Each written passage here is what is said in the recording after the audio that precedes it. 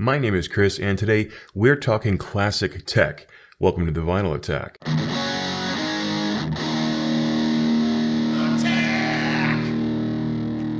Something that I don't often discuss in a review is the cool factor. Mainly because this is a very subjective topic, but possibly because so many of the products that we buy are quite plain in appearance. The cool factor just doesn't come up much, at least until now. The majority of my friends probably wouldn't know the difference between a transistor and a toilet, let alone care.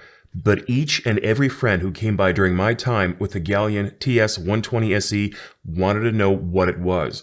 Most of them had never seen a tube amplifier before, and every last one of them made mention of how cool, or some other varying adjective of the sort, this amp looked. It then made them want to hear it. This made me take note. As we try to invite our friends into our hobby, it would certainly seem that the look of a product is indeed a consideration for the newly initiated. While you and I certainly want our components to look a certain way, we often forego this desire if the sound we covet is there instead. On occasion, we get both, but certainly not always.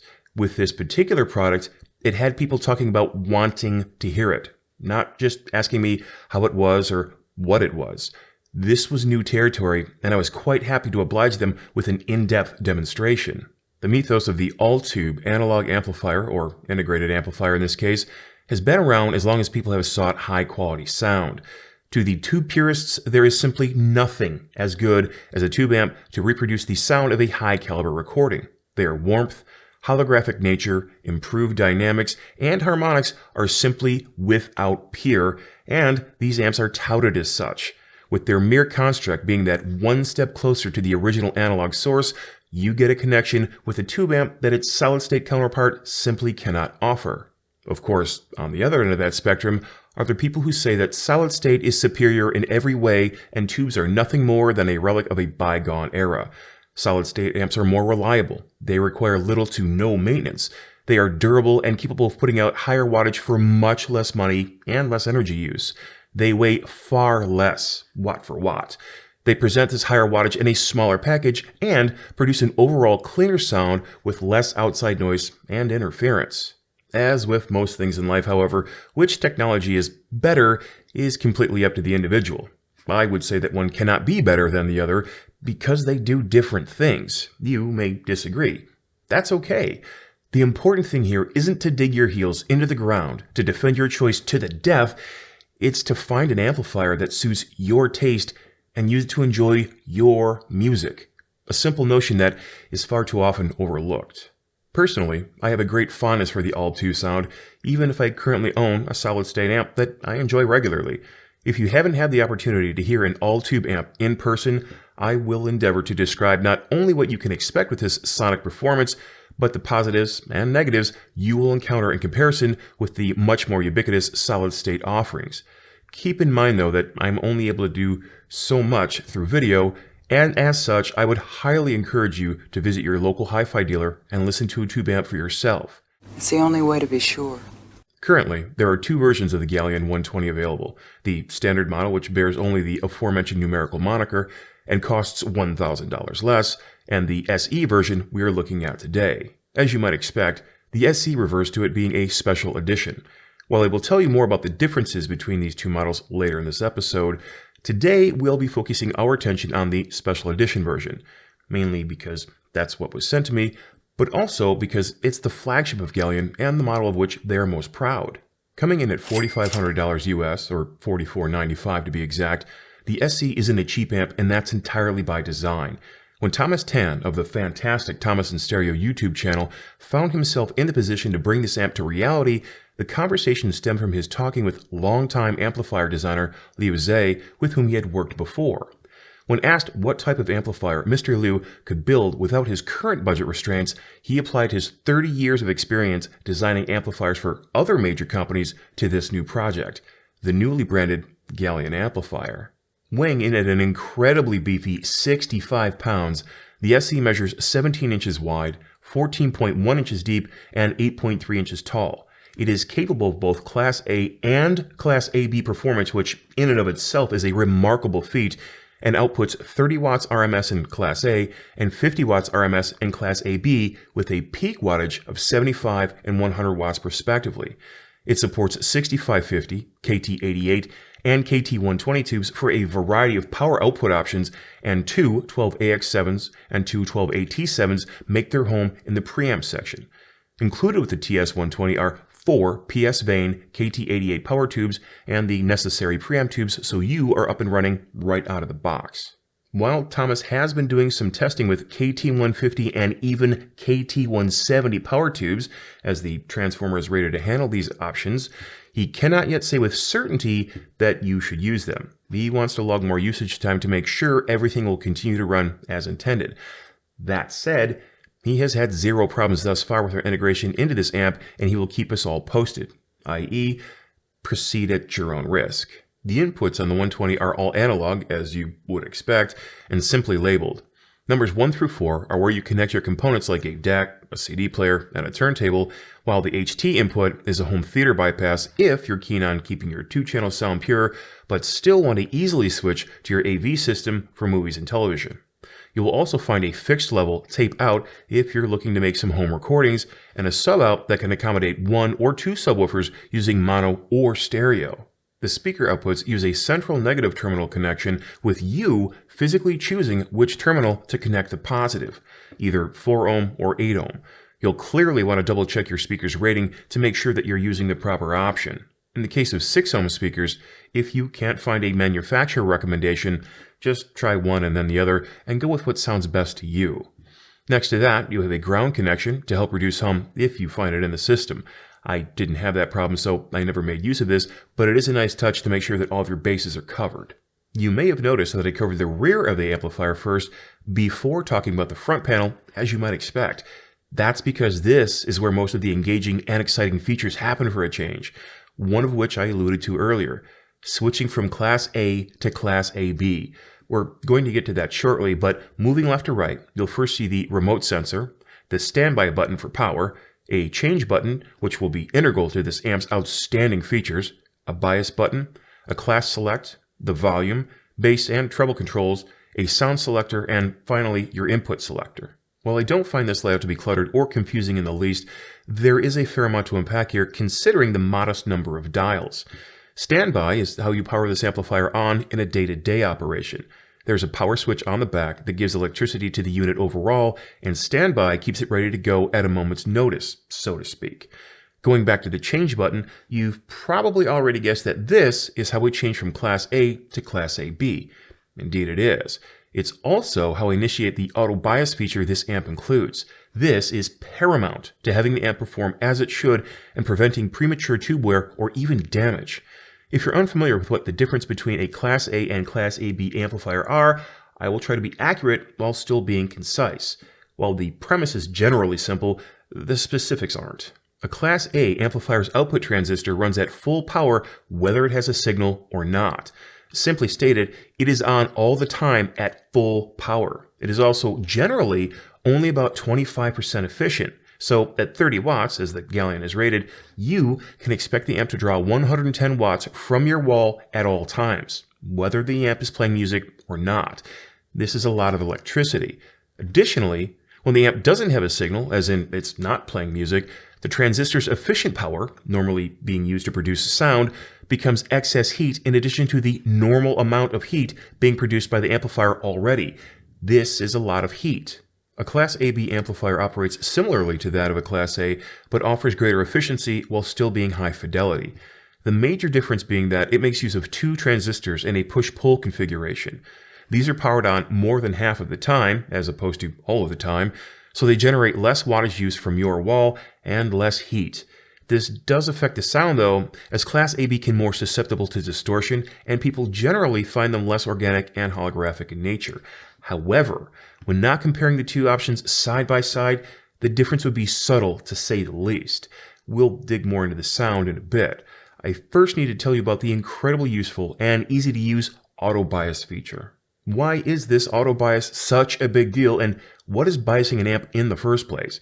Once again, putting it simply, Tube bias is the process of ensuring that the power tubes are running at optimum capacity so you get the most efficient use and lifespan from your tubes, as well as the best sound. This is done by controlling the current that goes into the tubes. Improperly biased tubes can overheat and fail, causing damage to surrounding components in your amp as well as the tube itself. Adjusting the proper current into a power tube is paramount to its performance. The auto bias feature is a big deal because in the past, you would want to take your amplifier to a professional to have this process done if you weren't completely comfortable and knowledgeable with it yourself. I am well aware of the macho DIY bros out there who will tell you that it's no big deal and anyone can do it. But I can also tell you that if you are not sure of the proper procedure, there can be dire consequences. The large capacitors in a tube amp store a hefty charge, and just by inadvertently touching the wrong part of the amp circuit, this charge can be released directly into your body. This can indeed severely harm or even kill you, even with the amp unplugged. To have such a simple option to bias the tubes in the Galion opens up an entirely new world of tube swapping, not to mention class changing, to the average user who no longer needs to hire a professional to have this done, nor acquire the skills and tools to do it themselves. This ability should not be overlooked or underrated in my opinion. That said, if you find yourself liking one particular class or specific brand of tube, you won't need to bias your amp very often at all. As a matter of fact, once you set the bias with a set of tubes you like and your preferred class, you really won't need to do it again until it's time to replace your tubes. This will present itself to you in a few different ways.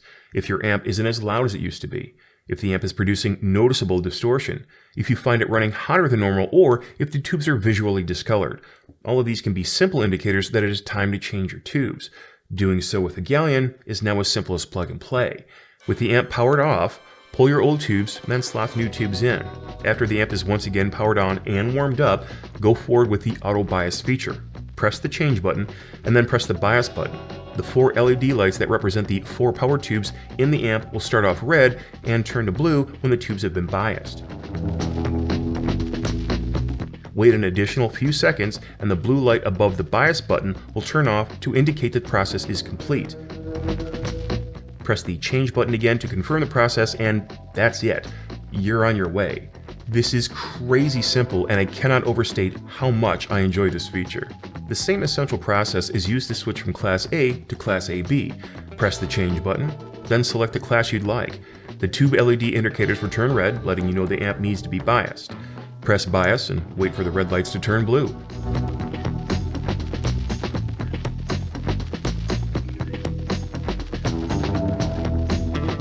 Once the blue bias LED turns off, press change again and you're done. You've switched classes and biased your amp. Just like that. I don't know that this has ever been easier. Well, except perhaps by doing all of the bias and class switching remotely. Yes, you can use the included remote control to handle these tasks at a distance. Want to change class and don't feel like getting up? No worries. Swapped your power tubes and forgot to bias the amp while doing so? Piece of cake. You'll also find your standard mute, standby, power, volume, input up and down, along with all 4 inputs marked numerically, as well as the home theater bypass. All of this is included in the weighty machined aluminum remote. Seriously, this might be the heaviest remote I've ever used, but I feel that it matches the quality and the thematic build of the Galion to a T. For the remaining selectors on the amplifier, yes there were more, you'll find a standard volume knob with a built-in LED indicator for easy visualization, followed by a bass and treble adjustment. To use the bass and treble feature, you'll need to select the T option under the sound heading though. This makes the adjustable frequencies available. These aren't massive frequencies movers though, so don't expect to adjust your bass knob and get an early 2000s bass boost style push from this amp. These are subtle changes for those of you who might want a little customization to the standard sound. Choosing either A or B will bypass the tone controls and have their own set of features as well. Profile A is said to increase the amplifier's feedback, making it more transparent. I don't know that I heard that specific tonal change, but going from option A to option B, I did hear a volume increase. Using a decibel meter to measure the difference, I found that the Profile A was almost 5 dB quieter than Profile B when using a 1 kHz test tone for accuracy.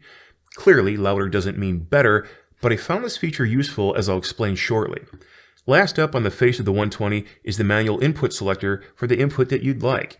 As there is nothing specific to talk about here, we can move on to the biggest question: how do all the aforementioned details and options make this amp sound?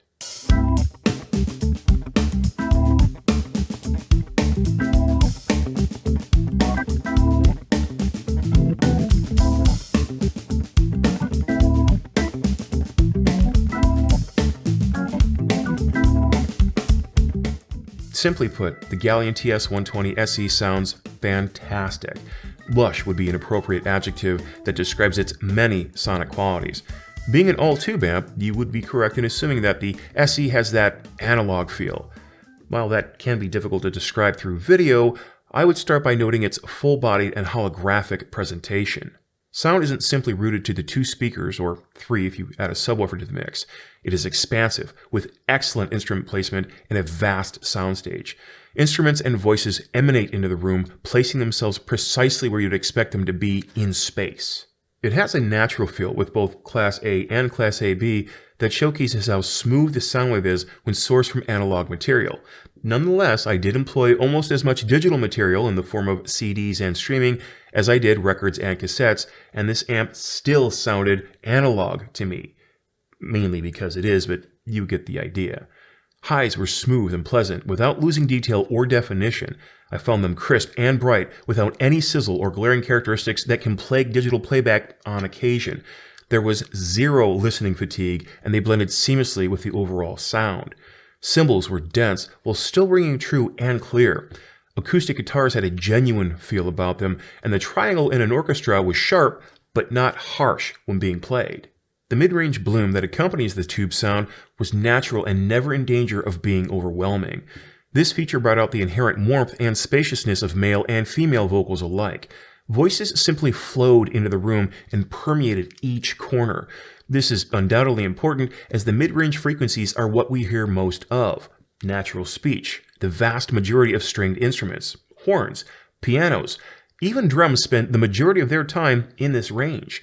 The Galion presents them to you with a satisfying and instinctive performance, giving them an accustomed feel even if this is your first time hearing a tube amplifier. While you may be concerned with bass being less impactful or even mushy, I can assure you that that just isn't the case. It was as deep and plentiful as you might want, while also teeming with the same personality and characteristics that the other frequency ranges enjoyed. Thomas is known for his attention to bass detail in his reviews, and his wants in an amp and speaker in that regard. The Galion shows this attention to detail. There was no muddiness with the Alta Audio Alyssa speakers or the SVS 3000 micro subwoofer I used majorly throughout my time with this amp. There was no bloat, no boominess, and no mess.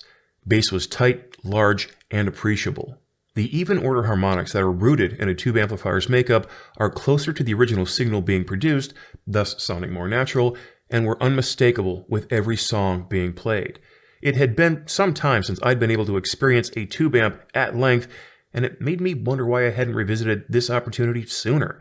I was immediately reminded of why and how much I enjoy this type of performance. The simple familiarity with sound that just feels right.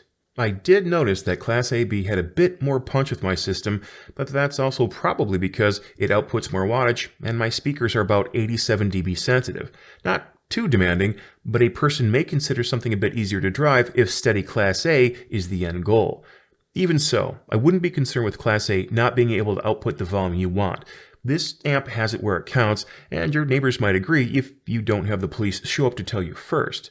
I also made use of the aforementioned B profile with a sound selector that gave Class A just a touch of boost to my not overly sensitive speakers. This proved to be a solid pairing. But did Class AB suffer from the potential distortion and less holographic nature when compared directly to Class A? Not really. There was certainly no distortion, even if you were able to eke out the spatial differences between the two classes. Again though, which one you prefer will be entirely unique. I liked Class A for certain styles of music and component sources, and Class AB for others. The brilliant news here is that you don't have to choose. You can enjoy either one at any time with the incredible ease of changing class and bias as mentioned previously. So what are the key differences then between the normal TS120 and this upcharged special edition? Quite simply, upgraded capacitors. Now that might not sound like a big deal, but it absolutely is, and it makes a massive difference. To find the specific sound that Thomas was after, he not only enlisted the help of several experts, he also requisitioned specific capacitors from the Jupiter Condenser Company that hadn't even been brought to market yet. The end result, according to Thomas, is that the standard 120 has a slightly warmer sound with punchier bass, while the SE is more neutral in tone with a more nuanced bass presentation. He goes on to say that the SE has a smoother mid-range, while the standard version has more texture in the upper mid-range. Can I attest to that? Honestly, no. I haven't heard the standard version of the amplifier, so I can't speak to the differences. Even so, I have no reason to find fault with Thomas's claims. The SE version of this amplifier performed as described in almost every way by Thomas, so I would take it on merit that the standard version would do the same. The big question would be, which amplifier would you prefer? On that quest, I'm afraid only you can decide. So with all of the praise that I have seemingly lavished over the Galion 120 SE, did I find any caveats of note? Not surprisingly, very few, and dare I say that they're trivial at best. For instance, there is no auto volume return here. If you leave this amp cranked from the night before while having a Megadeth marathon with an old friend, you're going to find the volume right where you left it the next time you fire it up. Now, some of you won't find this as a detractor in the least. Some of you might. My Hangover did. While the remote is a well thought out and well constructed tool, it is also much heavier than it needs to be in my opinion. The risk of dropping this remote is not only increased by this weight, but also I fear the damage could be higher given the amount of force that could be generated from even a short height. It's that heavy. Again though, this is a minor thing to consider. Having the need for an Allen wrench to open the battery compartment though, may be more of an inconvenience than it should, especially if you lose the tiny thing. But it makes the back of the remote look very clean. Lastly, I could have really gone for a different color with the LEDs, or at least an option to dim them. The bright blue just didn't bring tube analog to mind when using the amp. Red clearly made sense for tube bias and class change, but I don't know that blue needed to be the constant color thereafter. On a few occasions, I noticed that those little lights would pull me out of my musically induced trance with their intensity. Otherwise, for the money you're spending on a product that performs this well, I'd say that you would also be hard-pressed to find things that you don't like. As it pertains to sound difference in comparison with a solid-state amplifier, when going directly from the Hegel H390 to the TS120, I found myself having zero longing for the Hegel during the review process, an amp that I've actually grown to love dearly. Now, I'm not saying that Hegel's an inferior product. Actually, I would probably say the contrary. But at $4,500 for the Galion, I was overly impressed at how it fared in performance against the $6,500 Hegel. Certainly, the move from a solid-state amplifier to a tube amplifier helped mitigate what is usually a loss in sound because of the preceding sonic characteristics and the inherent differences mentioned. But moreover, it was the impressive performance of the TS120 that filled that gap. The inherent natural sound of the glass tube. Can the Galion put out the high wattage and pure clarity of a solid state like Hegel? No, but the Hegel can't match the natural feel and holographic nature of the Galion either. Welcome to the age-old debate of tube versus solid state, my friends. With all of this, inevitably, I am all too happy to award the Galion TS 120 SE integrated tube amplifier the red seal. When thinking of making the leap from solid state to tube, I would recommend to anyone that they consider Galion as a premier option. With its quality components and construction, tonal smoothness and accuracy, and its game-changing class and biasing possibilities, you simply won't find another product that compares at this price point in the tube realm, at least not as far as I've ever seen. Thank you to all of my patrons on Patreon who help support this show. Thanks to you for stopping by to watch, and I look forward to next time.